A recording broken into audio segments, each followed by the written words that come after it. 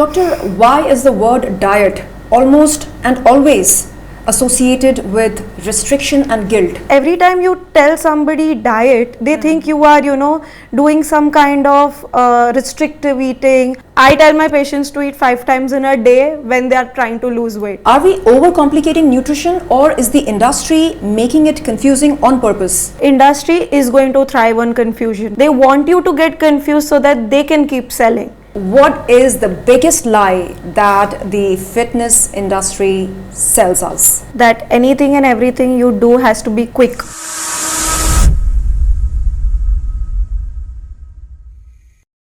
Today on Real and Unapologetic, we are cutting through the noise, the fad diets, and the quick fix culture to talk about something that truly matters: real, sustainable nutrition. Our guest is a renowned nutritionist who believes that food is not the enemy, but a powerful tool for nutrition, strength, and healing. With a deep understanding of how the body works and what it truly needs, she has helped countless individuals move away from confusion and towards clarity when it comes to eating right. In a world obsessed with appearance, she reminds us that true wellness begins from within, through balance, awareness, and informed choices. Get ready for an honest, eye-opening conversation with Dr. Fiona Sampath about why we eat what we eat and how we can build a healthier relationship with food without any guilt or extremes, completely unapologetically. Dr. Fiona Sampath, welcome to Real and Unapologetic. Thank you so much. Glad to be here. Dr. Fiona Sampath, let's start with some very popular myths. The number one myth is dieting really about health, or is it just about looking acceptable to society?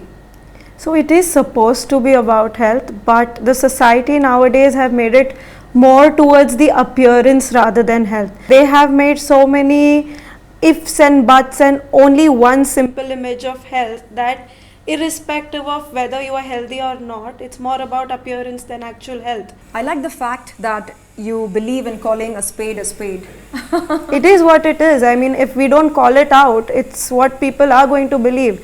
And in my practice, I have seen teenagers coming in and telling me, ma'am, this is exactly how I want to look, or this is I want to look. But they don't realize that what their actual report tells them or what their body is trying to tell them, it's completely ignored. So I think that is more important than what your appearance looks like. So you think the focus should and must gradually shift from appearance to real health? Absolutely. It is much, much needed. Doctor, why is the word diet almost and always associated with restriction and guilt? I feel that the word diet actually now is become such a negative word, because every time you tell somebody diet, they think you are, doing some kind of restrictive eating, or where you're not eating what you're supposed to. The word actually means what you're eating. That's basically the literal meaning of the word. If you're dieting, that means you are putting in efforts to do something cleaner, which actually should be your lifestyle. So I think that is the problem. The word is taken into a different meaning altogether. So when I say I'm on a diet, it does not mean that I am restricting myself from consumption of calories. Yes. It just goes in a way where, okay, what are you eating? Okay, this is what my diet looks like. That is how the word is supposed to be used. But when we talk about, oh, you look thin. Oh, I've been dieting. No, it doesn't work that way. Thank you so much for, busting this myth. Dieting is not about starvation. It's not. Absolutely not.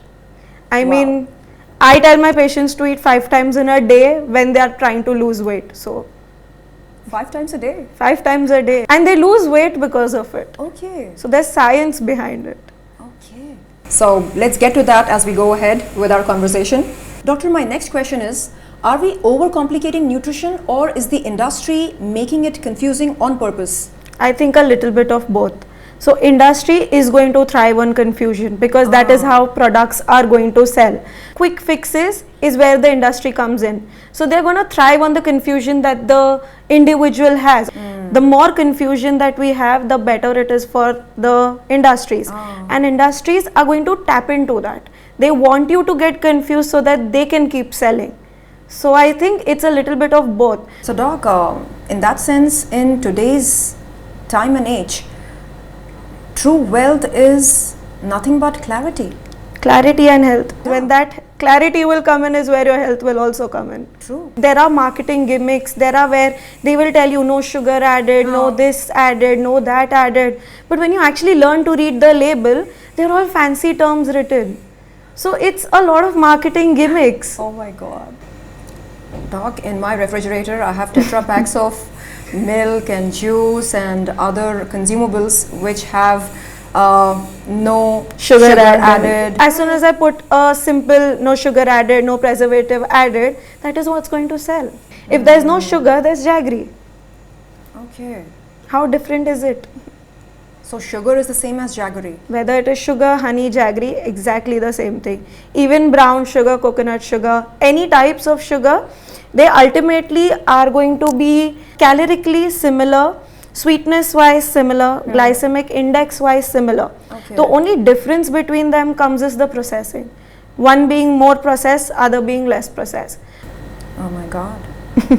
So going forward, I would make conscious effort to look at the labels and see the exact ingredients of the food items that I buy.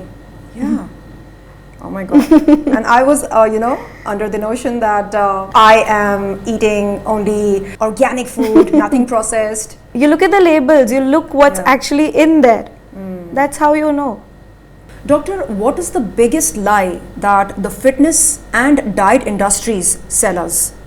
That anything and everything you do has to be quick. If you don't see results in 2 weeks, 3 weeks, you're doing wrong.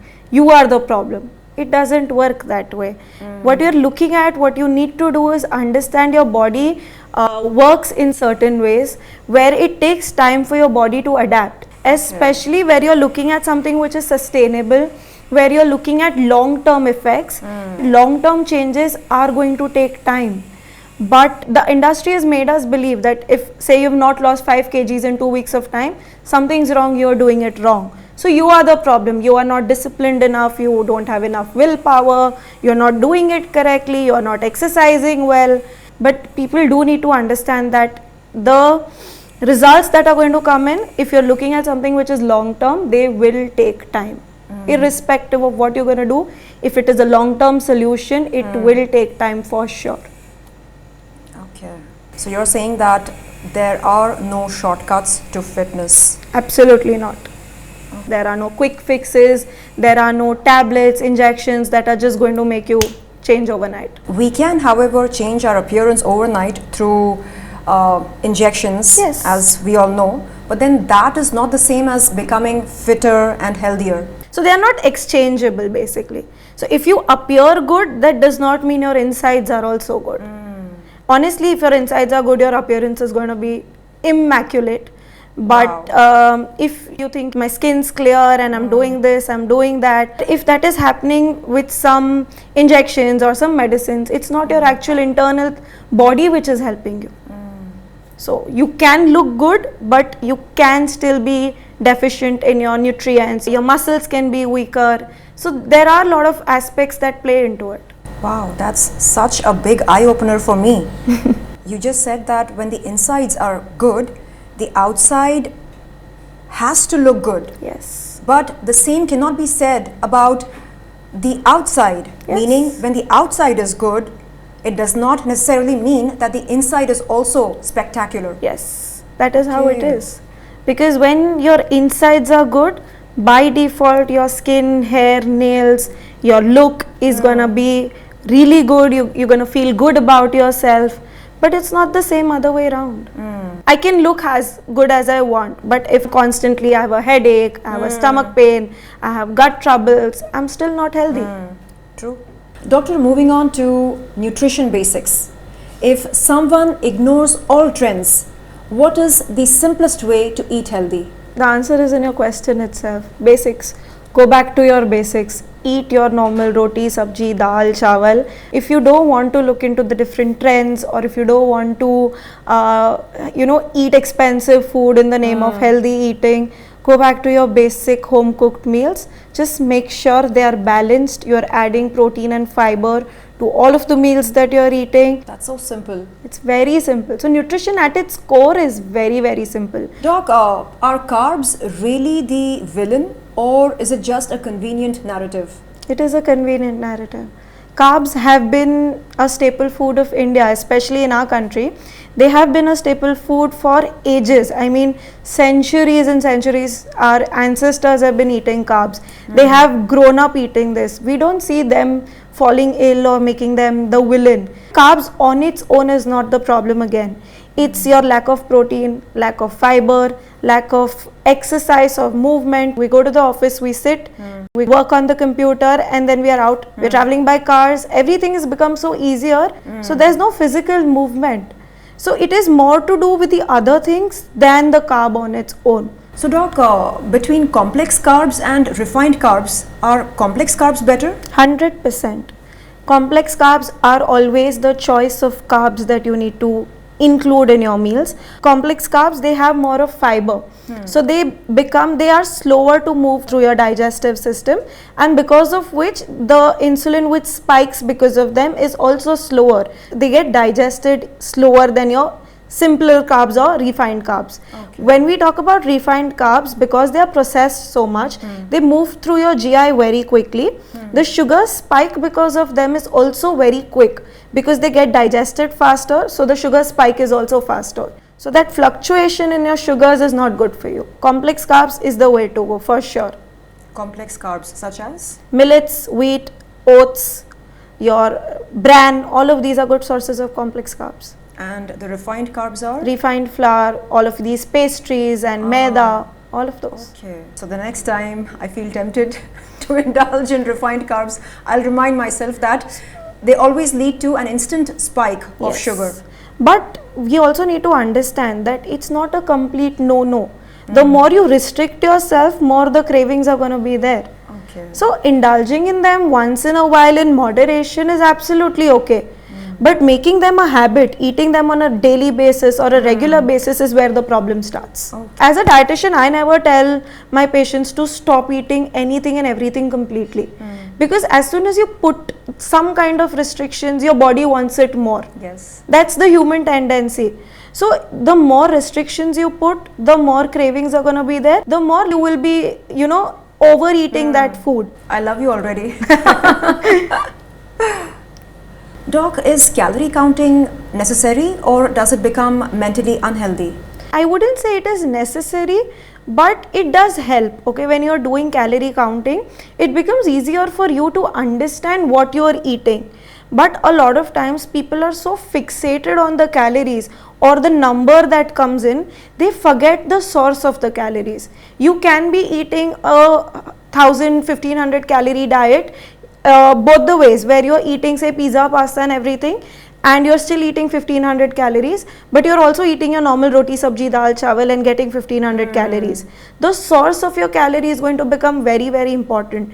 And lot of times people forget that. Your body gives you these certain hunger cues, and it gives you satiety cues as well. You forget about this. You actually forget to listen to what your body is trying to tell you. Because you feel, okay, this is what I need to eat, this is what is enough for me. But if your body requires more or less, you don't listen to your body. So a lot of times if it is done in a healthy way, it can help you, but I wouldn't say it is necessary. And I wouldn't want somebody to be fixated on the number of calories that they are eating in a day. It's about being flexible and not rigid. Yes, I think it's very well put. Flexibility is better than rigidity, I think. Yes. Doctor, what matters more, what you eat or how much you eat? Both. What you eat is going to make up that. So the calories, where they are coming from, the source of your calories. But the quantity is also going to define how much you're going to eat. Whenever we talk about a balanced meal, we want you to understand that when, where, how much you're going to eat, all of that is going to play a big role. So quantity and quality. People are more fixated on the quantity that is there, but they forget the quality of your meals are also going to play a big role. How much you eat and what you eat. Yes, and when you eat. When you eat. Okay. Absolutely. When is also very, very important. As and when we feel hungry? Ideally, a good schedule is something, what we would want to have. Because like I said, your body is going to give you cues. They're going to give you hunger cues, satiety cues. So listening to that cues is very, very important. So in such cases, when you're going to eat is also going to make a big difference. Because apart from your meals that you're eating, internally, there are a lot of hormones that are going to play into this. So these hormones are led by your circadian rhythm. So what time you sleep, what time you wake up, when you're most energetic, when your hormones are at the peak, all of that is going to come into play. So when, where and how much is all very, very important. And now, doctor, moving on to weight loss and diet culture. How do we manage weight loss and how quickly can we achieve it? That is the number one question on most minds. Yes. In connection to that, my next question is, why do most diets fail in the long run? Everybody is looking at something which is quick to do, something that they want immediate results. Nobody is looking at the problem at its core.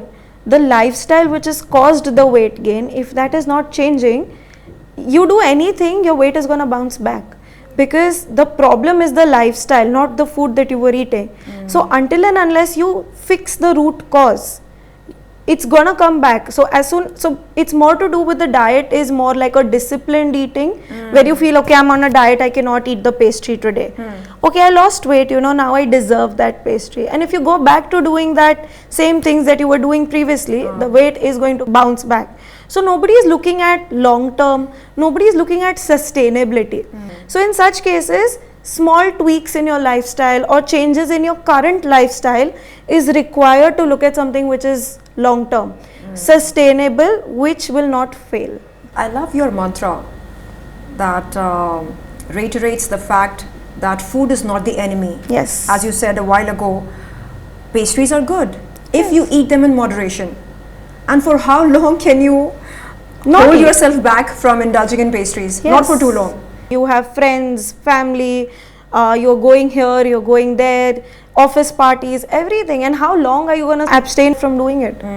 So between diets and a healthy lifestyle, you advocate a healthy lifestyle because that stays with us forever. Absolutely. That is what is the root of a healthy lifestyle. So, Doctor, is sustainable weight loss actually time consuming and boring and people just don't want to accept it? honestly, yes. Because whenever we are talking about sustainable weight loss, we want you to change your lifestyle towards a healthy lifestyle which you can follow for lifelong. Okay, where you are not restricting yourself, you are not putting yourself in a way where you don't have to eat anything, you are not going too hard on yourself. All of us are busy, all of us are working, we do not have the time to actually sit and weigh out every gram of what food you're eating. So something which you're already doing, fix that, and that you can carry on with yourself for lifelong. It is boring, it does get repetitive, because that is how we are trying to do. If it's a quick fix, it's a small short-term thing and then it just goes away. But if you're looking at long-term sustainable weight loss, it tends to get a little boring. So it better be boring and long-lasting than short-lived. Yes. So talking about fad diets, are extreme diets such as keto or intermittent fasting really effective, or it's just the hype? People don't realize that if you're fasting for say 16 hours and you're eating for 8 hours, what you're eating in that 8 hours will also make a difference. So if you're trying to bring in a discipline in your life, then okay, it might work. But when we talk about keto is more like a therapeutic diet that we do for specific disease conditions. All of these kinds of diets are difficult to follow on a daily basis. You can do it for a month, you can do it for 2 months, you can do it for 3 months.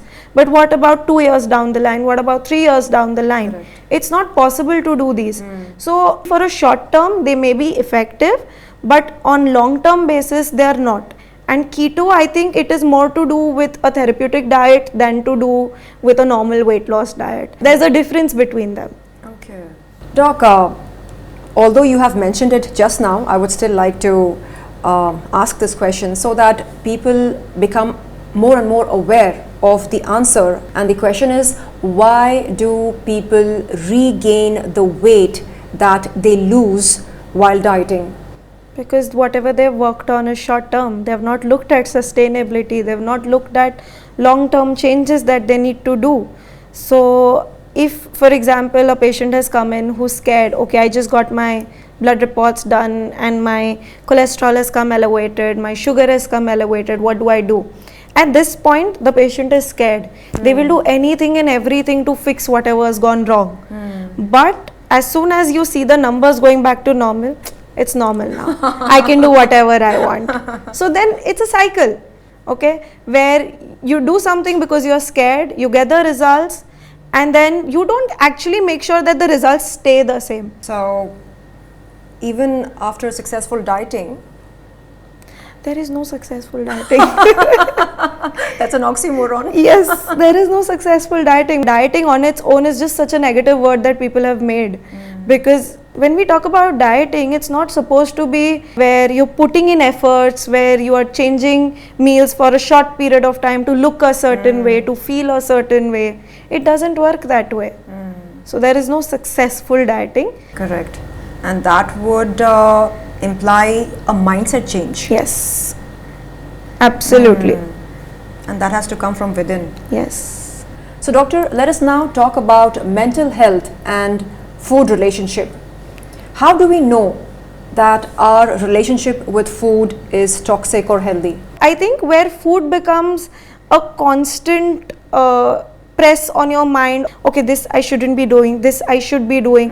But where you have a healthy relationship with your meals, you're going to enjoy the meals that you're eating. When you've gone out, you're not going to worry about, okay, this is what I shouldn't be eating, it's going to affect my calorie intake.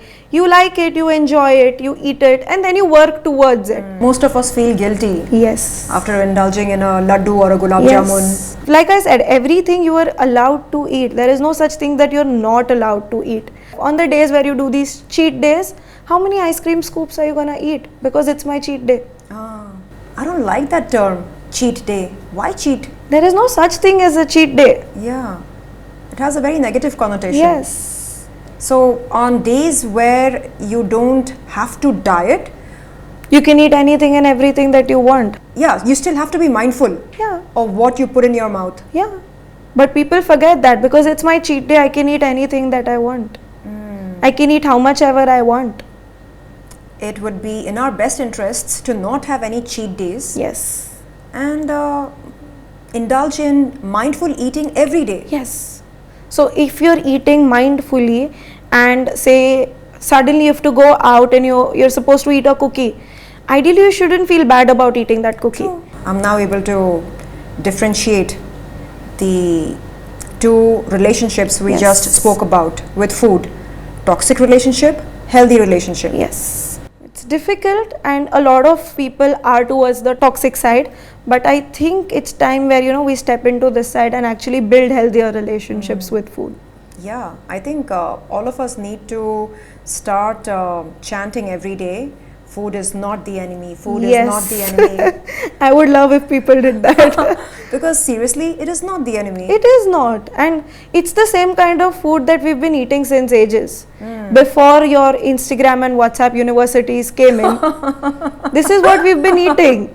Doctor, is clean eating sometimes disguised as disordered eating? Yes. Whenever you're so fixated on eating clean, you are, there's this one-track mind kind of thing, which honestly is not a healthy way to sustain. So whenever we talk about disordered eating is when you are not having a good relationship with the food. You're eating food just for the sake of it. You don't actually understand what that food is going to do to you. So if you are in that phase where I'm going to eat clean, I need to look a certain way, in such cases you're so fixated on what you're eating, and as soon as a small maybe a blip comes in that, what happens is you then feel a lot of guilt as well. It becomes unhealthy for your mental health as well. So in such cases it starts affecting your health, it starts affecting your immunity, it starts affecting your sleep, which then causes truckload of other problems. So sometimes, yes, even though when you're so fixated on clean eating, it can be disguised as disordered eating. Doctor, why do people feel guilty after eating certain foods? Because the society is drilled into your mind that there are certain foods, they are bad for you, or if you eat that, it's going to have a harmful effect on you. And as soon as you eat that, that guilt is going to come in. So in such cases, it is a lot to do with the society. It is a lot to do with the internet. It also has a lot to do with your beliefs, because like I said, when I eat a pastry, I'm not going to feel guilty after eating a pastry because I understand that I'm not eating it every day. But if, say, for a person who is trying to eat healthy, who's putting in efforts, and you see somebody eating a pastry, aren't you on a diet? Weren't you supposed to not eat this? When that comes in, as soon as somebody points that out, that guilt comes in. So I think it's more to do with your perception of the food and what you're actually doing with others' perception of you. I think it's an interplay between that. When I was a child, I used to freely indulge in different kinds of foods: rice, roti, samosa, kachori. But today, when I try to have a bowl of rice, as you said, the society plays a very important role in forming our beliefs, our subconscious patterns. And every time I try to have some rice with dal, suddenly I'm reminded of the societal sayings which are not in favor of rice. They say that rice is not good. But then I say to myself, I used to enjoy rice as a child, so why can I not indulge in rice now as an adult? And it boils down to the subconscious programs that we are living with. Because you've heard it so many times, you start to believe it's true. Anytime that you're going to open your internet, anytime that you're going to listen to somebody, oh my god, rice is bad for you, don't eat rice. You read, okay, rice is going to make you gain weight, do not eat rice, ditch rice. That is where you start believing it as well. So if you keep saying it often, your body starts believing it, or your mind starts believing it. That is the problem with the internet, that is the problem with the society. But ultimately, you need to understand what actually is good and not good, and then play into that, because that is what is going to make the difference. So it is our job to protect ourselves from all these universities floating around which advocate statements as facts. Which are actually a far cry from the truth. I mean, everything that we believe in, it's science backed. But anytime that we talk about these fad things that are going on, this is good, that is bad, they have no science backing. What you need to believe in is science. So until and unless it does not come from a researched back or a scienced back fact, it's not a fact. Doctor, can dieting trigger anxiety or depression? Yes, it can trigger anxiety and depression. When you are so fixated on clean eating, or when things don't go your way, because it's the world, things are not always going to be in your favor, or they are not going to go how you've thought they will go. At that point, you start feeling guilty, you start feeling anxious. If something goes wrong, if you've eaten something, you feel depressed about eating that. Like I said, it plays a big role on your mental health as well. So it is very difficult to actually create a mindset where it is easy for you to have a good relationship with your food. And doctor, over time, if we somehow end up gaining a few kilos, that need not be devastating, right? No. We can, through proper training and workout sessions, drop the weight gain. Absolutely, yes. So especially for people who are in the public eye, they tend to freak out when they gain maybe a kilo or two, and they start getting on these fad diets, which again trigger their anxiety. So your body, it's a miracle on its own, because every day that you're going to weigh yourself, your weight is not going to be the same, because there are days where I do that every day. I think I should stop doing it. You should stop doing that, because there are days where the intake that you've taken is going to be different. So someday you've eaten less, someday you've eaten more. Someday you've gone to a party and indulged in something. Say you've exercised more, sweat more. All of this, your input, output will vary every day.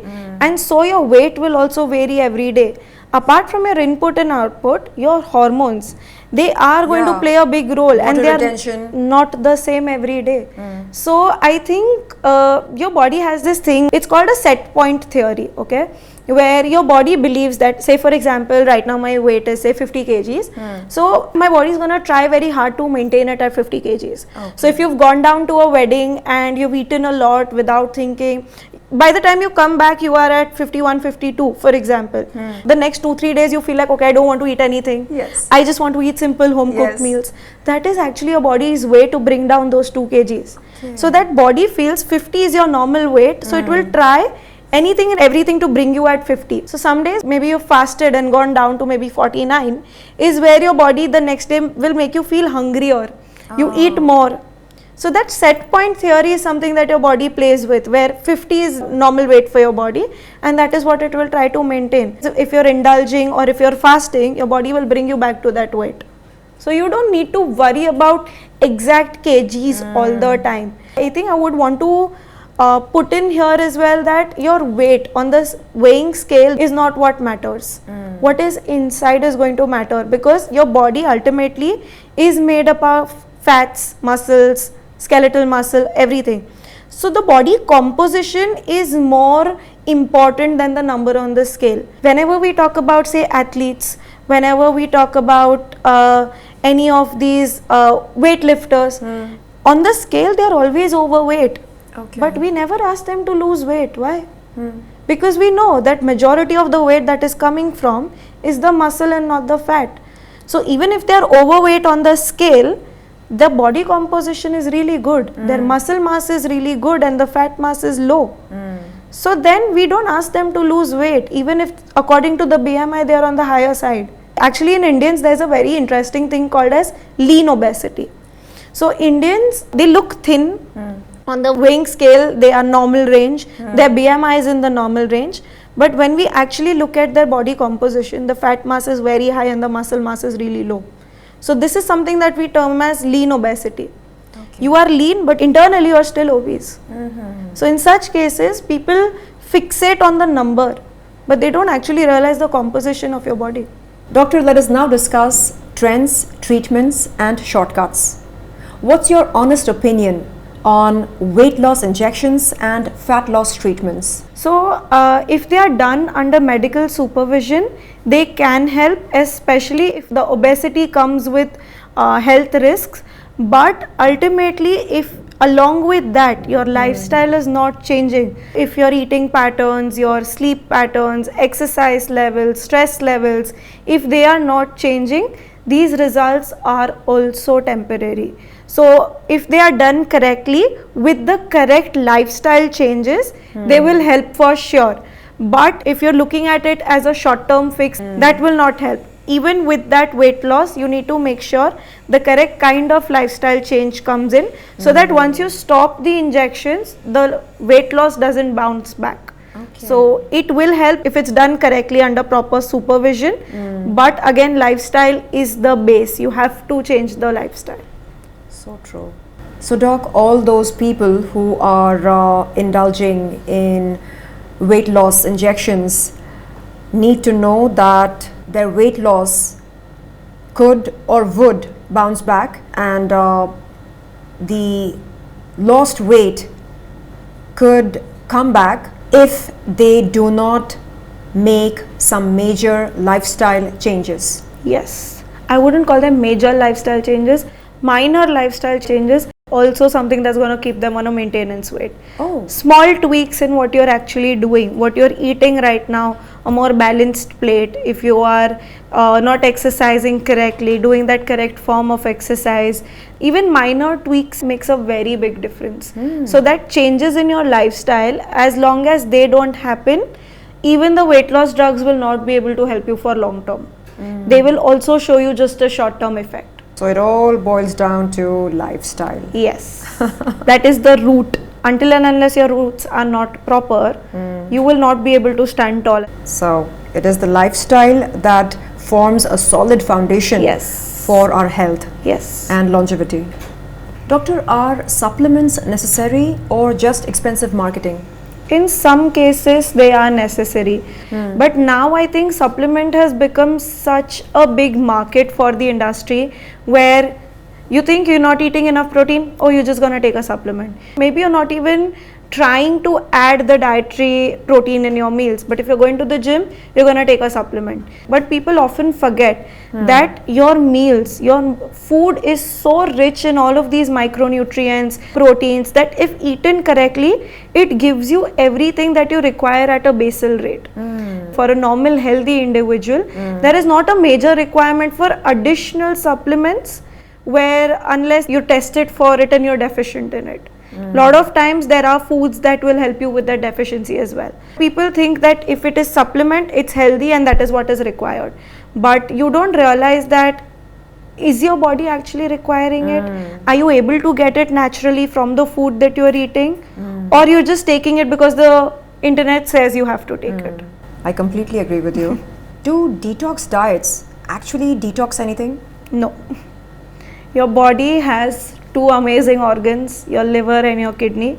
They do all the work for you. You do not need any of these additional detox waters and detox foods or anything. They do not detoxify anything. Your kidney and your liver are responsible for it. The healthier you keep these two, you will not require anything else. You need to make sure that you're eating foods in a way that is going to complement the health of your liver and kidney, so they do their job well. Okay. But ideally there is no such thing as detox diet. Your kidney and your liver are responsible for it. Keep them healthy and they will do all the work for you. That was another myth busted. Yes. Doctor, what's the biggest scam which people should stop falling for right now? Quick fixes.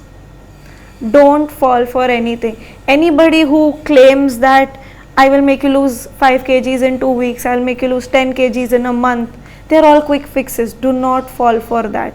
Listen to what your body requires, listen to what your body is trying to tell you, and also look at something that you can follow lifetime. 1 mahina, 2 mahina, 3 mahina karke, if you're okay losing weight, and then what? Are you going to be able to follow it for life? No. If not, you need to think on those terms. Every body is different. Everything needs to be personalized as per you. Nutrition, always remember, is tailor-made. If it is not made for you, it is not correct for you. So anybody who says that I did this, I lost 10 kgs, I lost 20 kgs, you should try doing this too, will not work. Everybody will react differently. Everybody will process it differently. So as long as it's tailor-made for you, it is correct for you. But anybody who claims quick fixes, do this, do that, take this, you will lose weight, it's all a gimmick. Don't fall for that. Yeah. Doc, on social media, my friends and my followers often ask me the secret to my fitness, and I wonder if my diet could work wonders for them, if what I do in the gym or what I eat, can they replicate that and achieve the results that I have achieved so far? Listening to you, it now feels that one's diet should be tailor-made. Yes. What works for me need not necessarily work for them, and vice versa. Something that say works for me may not work for you. The kind of exercise that you do may not work for me. So everything that I am doing, it has to be according to what my body requires, not because somebody else has done it. Anything that is required for you, which is made personally for you, keeping in mind all the different scenarios where you are taking into factor your lifestyle, your eating habits, what you eat in a day. So what I am doing, based on that I need to be given a plan, not what everybody else is doing. Doc, talking about tailor-made nutrition, why is weight loss harder for women, especially with hormonal changes? Women's body are dynamic, okay? There are multiple things going on. There's say menstrual health, there is reproductive system, there are a lot of hormones involved. So it's constantly changing. as per the cycles that you are in, the hormones are going to change, and because of which it has an effect on your appetite, your mood, your sleep, your hormonal levels. All of this has a role into it, and when these things change, your metabolism also changes along with that. So in such cases, there are times where if you're on your periods, you feel like you're craving something. There are days where you feel the most energetic. There are days where you feel like not doing anything, just staying in bed. That is all like a play of hormones that is there. Now all of this has an effect on your hunger, your appetite, your meal plans, what you feel like eating, and ultimately it has an effect on your overall body as well. Because they have a lower muscle mass, it becomes more difficult to lose weight because the fat content is higher. And in such cases, with the hormones, your meals, your appetite, your body composition, it becomes a little bit difficult for women to lose weight. So women who tend to have hormonal fluctuations can first work on regulating their hormones. Yes. And then come up with weight loss plans which are tailor-made for them. Yes. So ideally, a dietitian will work on them simultaneously, because if one is getting corrected, the other by default will get corrected. If there's not a lot of fluctuations, all of that cues are going to go away.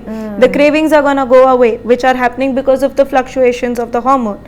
So once one is corrected, the other will start working. So ideally, that's not like a process, it's simultaneous work that you do. It needs to complement each other. Okay.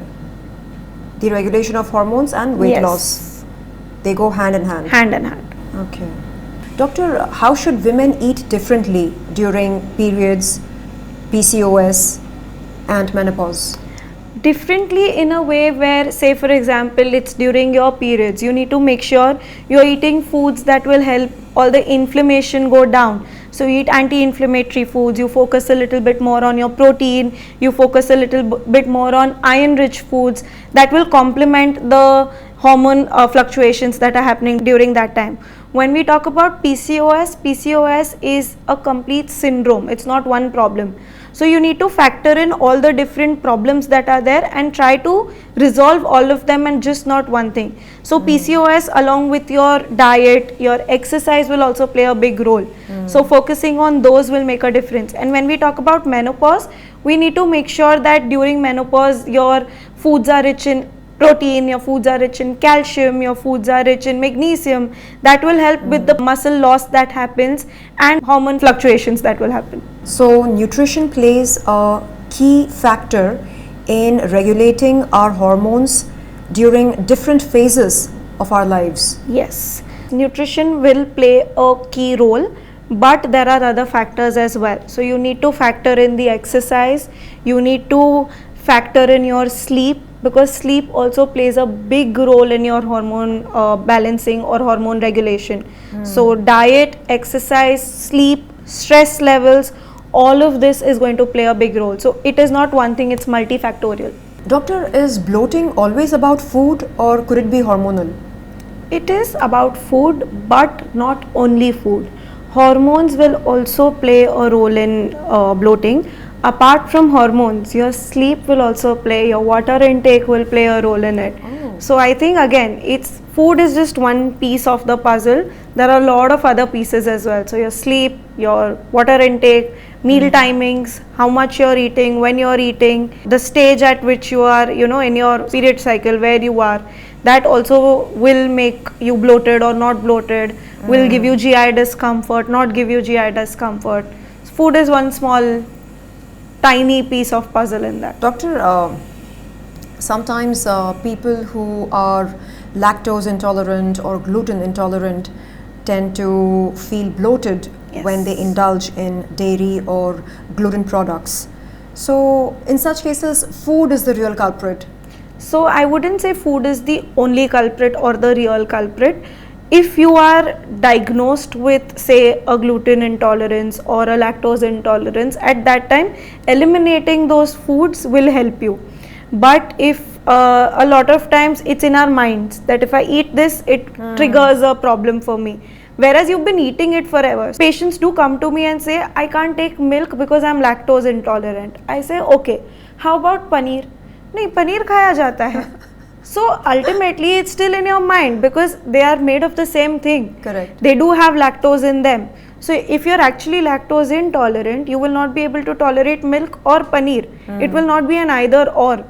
So there are times where people have this belief that I am because everybody else is, or people around me are having that thing, Or because it is cool to or be it's because lactose it's intolerant. cool to be lactose intolerant. And then there are times where the patient actually, you know, has a problem with it, and where we do diets, we call them elimination diets, where we, you know, eliminate those foods, trigger foods, and it helps to reduce the inflammation that's there. Okay. But it's not always the problem.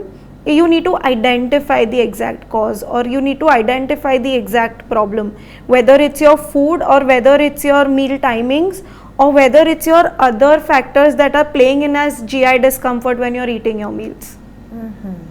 Talking about food, doctor, is traditional Indian food actually healthy, or are we cooking it the wrong way? Honestly, your traditional Indian meals are very healthy. If you see, there always a balance between a carb, a protein, and a fiber. But the problem becomes your cooking, the problem becomes your portion sizes. Because now when we talk about a balanced meal, you take a plate, divide it into 4 parts. Half of your plate compulsory should be coming from fiber, that's your vegetables. 1/4 comes from protein, 1/4 comes from complex carbs. But when we actually look at our normal plates, half of our plate is just the carbs, small portion of sabji, small portion of dal may not be there. So if you talk about traditional foods, lentils, pulses, dals, rice, chapati, vegetables, all very healthy on its own. It's the composition that is going to play a big role. So if your meals are correctly balanced, correctly portioned, and they are cooked properly, they are absolutely a healthy meal to eat. So it's about the style of preparation and about the composition of the food. Yes, and the portion sizes. Okay. Doctor, sometimes I wonder as to why Indians struggle with belly fat despite eating home cooked meals. So you can have proper meals, okay? You can eat correctly. You're eating good amount of protein, you are having good amount of fiber, but if you're not exercising is where your belly fat is gonna come in. So if you are a person who has a sedentary lifestyle with the correct eating patterns, you are still going to face that lean obesity that we've spoken about. Because ultimately, if I'm eating even good amounts of protein, but I'm not utilizing those proteins, they're still going to be stored as fat in the body. So utilization of the food that you are eating needs to be done in a way where it is complementing your health. In a way where if I'm adding additional conscious efforts to add more protein in my meals, that protein needs to be utilized by my muscle and not stored by my liver for fat. So that's where your visceral fat or the belly fat comes in. We also believe that if it's home cooked, it's healthy, but it's not always the case. If you're eating home cooked meals, you also need to move your body, not follow a sedentary lifestyle. True. Doctor, the next question which I'm going to ask you is something which the entire nation wants to know. And the question is, rice or roti? Which is better? Or is that the wrong question to ask? I think it's the wrong question. Whether it is rice or chapati, what you're going to eat with it is going to make all the difference. So if you have a proper balanced meal of rice, dal and a sabji versus just a chapati bhaji, I would prefer a rice, dal and a sabji because it incorporates all of your macros as well. So protein, fiber and carb. But what you're going to eat along with that, how much you're going to eat will make all the difference. So there's no rice or chapati. You can have both of them, but make sure you're eating it with the correct kind of complementary foods. Correct. So they are both the winners. Yes, both of them are good. Rice will not make you fat. Thank God for saying it. On WhatsApp, we get these messages from self-proclaimed nutritionists who say that rice is not good. It tends to cause one to gain weight, and so it should be avoided at all costs, no matter your preferences. Yes. And that gets me to wonder if everything that is said by these self-proclaimed nutritionists and health experts is true or not. And more often than not, it is false. Yes, it is. So as long as they give you a scientific evidence for it, don't believe them. In South India, your staple food is rice. You ask a South Indian to stop eating rice, do you think they'll be able to do? No? Then That's their staple food. that's their staple food. You cannot ask them to move away from it. So rice on its own is not bad, or chapati on its own is not better. It's what you're gonna eat along with it, the portion that you're gonna eat, that is going to make all the difference. Doc, talking about self-proclaimed nutritionists, are the social media influencers qualified enough to give advice on nutrition, or is it just marketing gimmick? More often than not, they are probably not qualified. They did something which worked for them, which then becomes, okay, I did this, it's gonna work for you, so I'm now an influencer who guides people on weight loss. So a lot of times they are not qualified to give correct nutrition advice, or there is, like I said, no scientific backing for it. So as long as they have a proper degree where they've actually studied in depth about it, I don't think they are qualified. So there may be some, I'm not saying all of them are gimmicks. There are some who have genuinely put in the efforts, or who have genuinely learned about it, studied about it. But as a majority, I don't think they are qualified. True. So Doc, all the advice that we are bombarded with, that needs to be first and foremost scrutinized so as to find out whether or not it is the real truth or just a fad. I feel people who give random advices on nutrition and your health, they should not have that access, honestly. They don't realize that their lifestyle versus our lifestyle are vastly different. What a sports person or what an actor or an actress must be doing in their day-to-day routine versus what we do is very, very different. So I think ultimately anything and everything needs to be made sure that it is scientifically backed, that it is coming from a professional, not an influencer, or not from the WhatsApp or social media universities. I think it is more to do with the fact that listen to what your doctors are saying, listen to what the science is saying, listen to a qualified nutritionist or a qualified dietitian, not a self-proclaimed one. So true. Doc, are we copying Western diet trends aimlessly without actually finding out whether or not they suit our bodies? Yes. I think westernization of food, day-to-day lifestyle is become very, very common, especially your food. When we talk about, say, 50 years ago, 100 years ago, all of these fast foods didn't exist. What you ate was just basic nutrition, chapati, bhaji, dal, rice, this is what you ate. So I think a lot of westernization of food has come in, where you've picked up all the bad things, you've picked up the burgers, you've picked up the breads, you've picked up the refined carbs. But we also need to understand that when we talk about Western diets, large part of their meals are also coming in from protein. They do eat a lot of non-veg foods, they do eat a lot of meat on a daily basis. When we talk about India, where majority of the population, or at least half the population, is vegetarian, you've picked up the wrong things, but you've forgotten the protein part, you've forgotten the fiber part. So we need to understand that what's available here, what's locally grown, what your eating patterns are, foods that are available here versus foods that are available there, how we've grown up here versus there, that is going to make the difference. So how your body will process it is also different. So blindly following something is not going to help. You pick foods that are going to help you. I'm not saying Western diets are bad. They can be good when they are incorporated in your current diets. So that incorporation is something that's required, where you pick the good from everything and then create a diet for yourself. So it is better we pick and choose what's good in their diets instead of blindly following their diets. Yes. Doctor, how much of the diet industry is built on insecurity? A lot of it. Because as long as there is confusion, as long as there is insecurity, the people are always gonna ask for the next fix or next powder or a next injection or a next medication. So as long as there is insecurity, as long as there is confusion, it is going to keep evolving. There are times where fat was the villain, but now everybody's like keto is the way to go.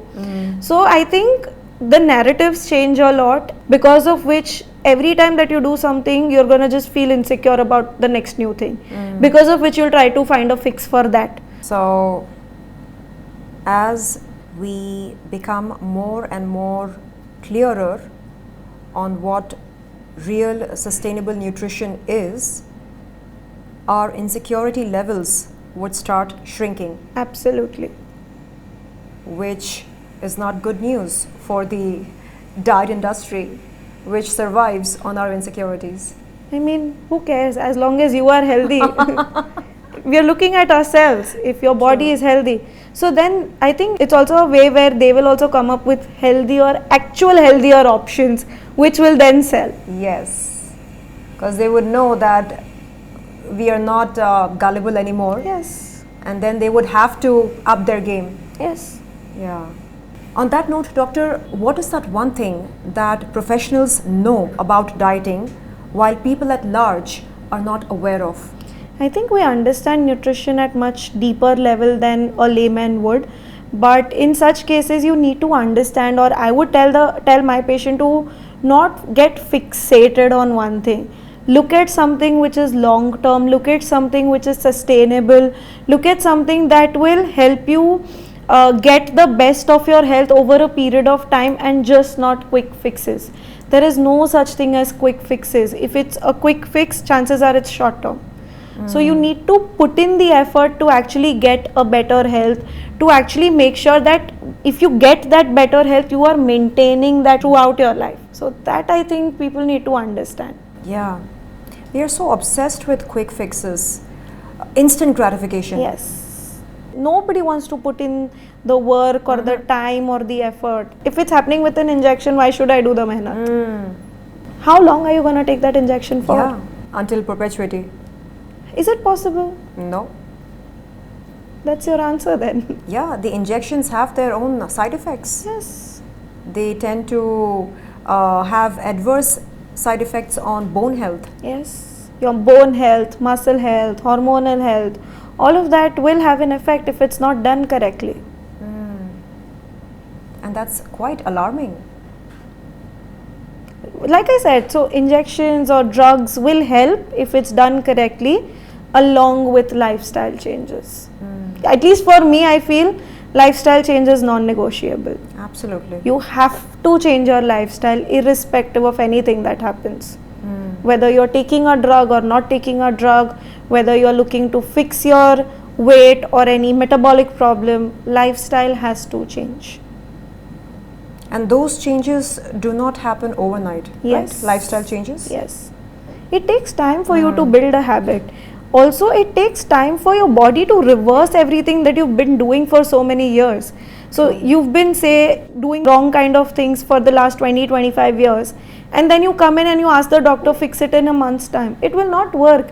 Undoing it overnight or undoing it in a fortnight is not possible. So doctor, if one understands that it takes a lifestyle shift for one's health to be upgraded, what are those 3 realistic changes that he or she can make starting from today? Eat balanced meals. Do not eliminate everything. Do not follow fads. Eat proper balanced meals. Try to incorporate protein, fiber with all of your meals. Eat on time. Move.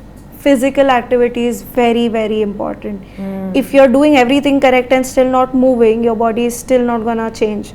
So physical activity or moving around is very, very important. So start exercising. Try to incorporate maybe some form of strength or resistance exercise at least 2 or 3 times a week minimum, which helps you with your muscle mass.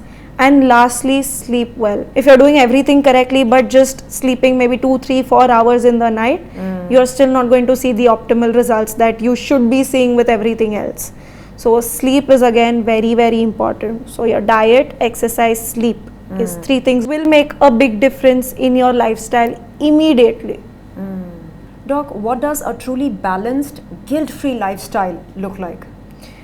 Where you are eating everything, you're not feeling guilty about it, you are making sure you're moving around, you're sleeping well, you're exercising, you are making sure that you are eating protein, fiber with your meals. You do tend to go out, you eat outside, you don't feel the guilt later, there are no cheat days. You are following a healthy lifestyle where it's not just the amount that you're eating or the food that you're eating, you're incorporating everything together. And I think that is what that balance is required. I'm trying to absorb all these pearls of wisdom. Yeah, so it's about first and foremost letting go of all the presumptions, Yes. wrong ideas. Clean slate. Yeah. So in a way, it's about unlearning all the stuff that you have learned over the years Yes. about dieting, about nutrition. Absolutely. You have to unlearn some things to learn something new. So unlearning is very, very important. Yeah. Doctor, it is often said, embrace yourself as you are, accept yourself as you are. So my question is it possible to love yourself and also change your body? Absolutely. Why not?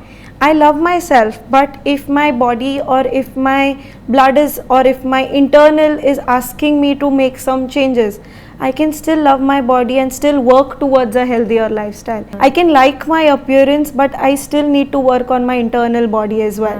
It can go hand in hand where you love yourself. Say I am obese, I love myself for it. But if it's having an impact on your health, you still need to work on it. Yes. So it will go hand in hand. You can love yourself, but you can still upgrade your body always.